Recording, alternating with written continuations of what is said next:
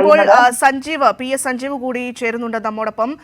സഞ്ജീവ്, നമുക്കറിയാം ഈ കേരള യൂണിവേഴ്സിറ്റി അടക്കം ഈ കാവ്യവൽക്കരിക്കാനുള്ള ശ്രമങ്ങളൊക്കെ നടന്നിരുന്നു. അതിനെതിരെ SFI വലിയ രീതിയിൽ പ്രതിഷേധം ഉന്നയിക്കുന്ന സാഹചര്യവും ഉണ്ടായിരുന്നു. കഴിഞ്ഞ ദിവസം ഈ സെനറ്റ് ഹാളിലായിരുന്നു ഈ മതപരമായിട്ടുള്ള, അല്ലെങ്കിൽ നമുക്കറിയാം ഈ ഭാരതാംബ ചിത്രവുമൊക്കെയുള്ള അത്തരത്തിലുള്ള കാര്യങ്ങളൊക്കെ ഉണ്ടായിരുന്നത്. പക്ഷേ അതിനെതിരെ രജിസ്ട്രാർ തല ഉയർത്തിയപ്പോൾ അദ്ദേഹത്തിന് ഇതാ സസ്പെൻഷൻ നടപടിയിലേക്ക് കടന്നിരിക്കുകയാണ്. വൈസ് ചാൻസലറുടെ ഈ ഒരു നടപടി എങ്ങനെയാണ് കാണുന്നത്? ഈ ഭാരതാംബ സങ്കല്പത്തെയോ അങ്ങനെ ഏതെങ്കിലും വിശ്വാസത്തിന്റെ ഭാഗങ്ങളായിട്ടുള്ള കാര്യങ്ങൾക്കും അപ്പുറം അത് ഭാരതാംബ സങ്കല്പത്തിന്റെ ഭാഗമായി ഉള്ളതല്ല. ഇന്ത്യൻ ചരിത്രത്തിൽ നമുക്കറിയാം അഭിനീന്ദ്രനാഥ് ടാഗോറാണ് ഇങ്ങനൊരു അഭിപ്രായം മുന്നോട്ട് വെച്ചത്.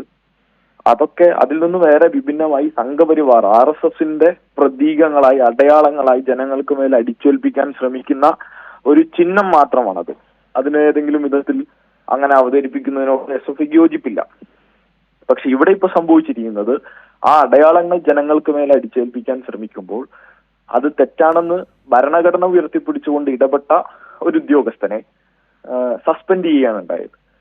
ഭരണഘടന വിധേയമായി പ്രവർത്തിക്കുന്ന ഉദ്യോഗസ്ഥന്മാരെ ഭരണഘടനാ വിരുദ്ധമായി പ്രവർത്തിച്ചുകൊണ്ടിരിക്കുന്ന VCയും ചാൻസലറും ഈ ഘട്ടത്തിൽ ഇങ്ങനെയാണ് നേരിടാൻ ഉദ്ദേശിക്കുന്നതെങ്കിൽ ശക്തമായി ഞങ്ങൾ പ്രതിഷേധത്തിന്റെ വേലിയേറ്റം കേരള സർവകലാശാലയിൽ ഉണ്ടാക്കുമെന്നുള്ളതാണ് അതുമായി ബന്ധപ്പെട്ട് സൂചിപ്പിക്കാനുള്ളത്. ഗവർണർ ഈ നിലപാടാണ് മുന്നോട്ട് കൊണ്ടുപോകാൻ ഉദ്ദേശിക്കുന്നതെങ്കിൽ ശക്തമായി ഞങ്ങളും ഞങ്ങളുടെ പ്രതിഷേധം മുന്നോട്ട് കൊണ്ടുപോകും. ഈ നിലപാട് ചോദ്യം ചെയ്യപ്പെടേണ്ടതാണ്. ജനങ്ങൾ മുഴുവൻ, ജനാധിപത്യ വിശ്വാസികൾ ഇത് തിരിച്ചറിയണം. ഗവർണർ പ്രവർത്തിച്ചുകൊണ്ടിരിക്കുന്നത് ജനഹിതത്തിനെതിരാണ്. സഞ്ജീവ്, എന്തായാലും വ്യക്തമാണ്.